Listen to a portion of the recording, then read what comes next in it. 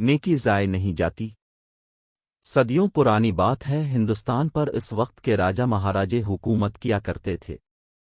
ایک ہندو راجے نے بہت سے علاقوں پر قبضہ کیا ہوا تھا۔ وہ ایک ظالم بادشاہ تھا، بات بات پر وزیروں کو قتل کروا دیا کرتا تھا۔ اس کا ایک وزیر ایک عقلمند اور رحمدل شخص تھا۔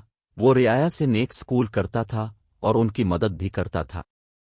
وہ ایک مرتبہ دریا کی دوسری طرف جانے کے لیے دریا پر پہنچا تو اس نے دیکھا کہ ایک ملہ نئی کشتی لیے اس کے استقبال کے لیے موجود ہے۔ جب وہ دوسری طرف پہنچا تو وزیر نے دیکھا کہ بادشاہ کے ہر کارے کشتی پر قبضہ کرنے کے لیے تیار کھڑے ہیں۔ وزیر نے ملاح کی کشتی ان سے بچا لی تو وہ وزیر کا شکریہ کرتے ہوئے واپس لوٹ گیا۔ کچھ عرصے بعد کسی نے اس مسئلہ پر وزیر کے خلاف بادشاہ کے کان بھرنا شروع کر دیے۔ بادشاہ تو پہلے ہی موقع کی تلاش میں تھا کہ کس طرح وزیر سے بدلہ لے۔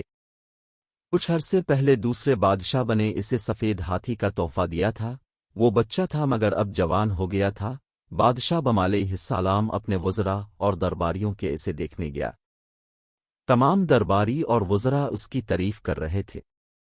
بادشاہ وزیر سے انتقام لینا بھولا نہیں تھا۔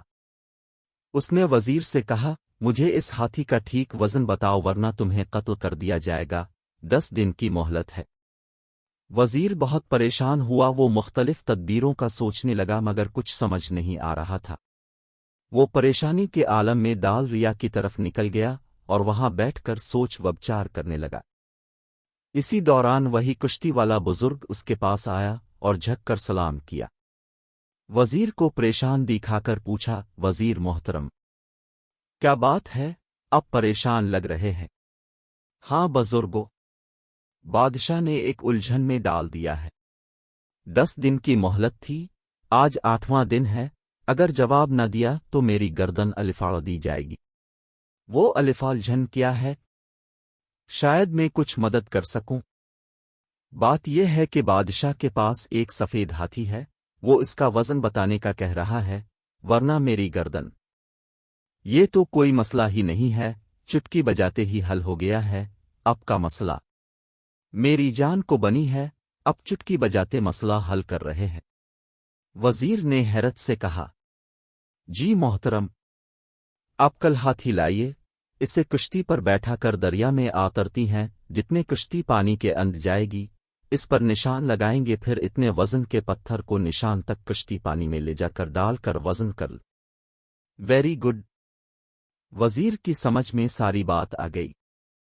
اگلے دن وہ ہاتھی کو دریا کے کنارے لایا، اسے کشتی میں سوار کر کے دریا میں لے جا کر کشتی پر نشان لگا دیا۔ پھر اس نشان تک پتھر ڈال کر وزن کیا گیا، پھر ان پتھروں کا وزن کیا اور بادشاہ کو بتا دیا۔ اب بادشاہ حیران ہوا کہ یہ کیسے ممکن ہے، جب اسے بتایا تو بہت خوش ہو، ایک نیکی کا یہ صلہ دیا ہے، جبکہ اس وزیر نے بہت سے معاملات میں بادشاہ کی رہنمائی کی تھی اور اپنی غلطی کا اعتراف کیا۔ نیکی کر دریا میں ڈال۔ وزیر نے ملاح کے ساتھ نیکی کی اور ملاح نے نیکی کر کے اس کی جان بچائی۔ اللہ تعالی ہمیں نیک کام کرنے کی توفیق عطا فرمائے، آمین۔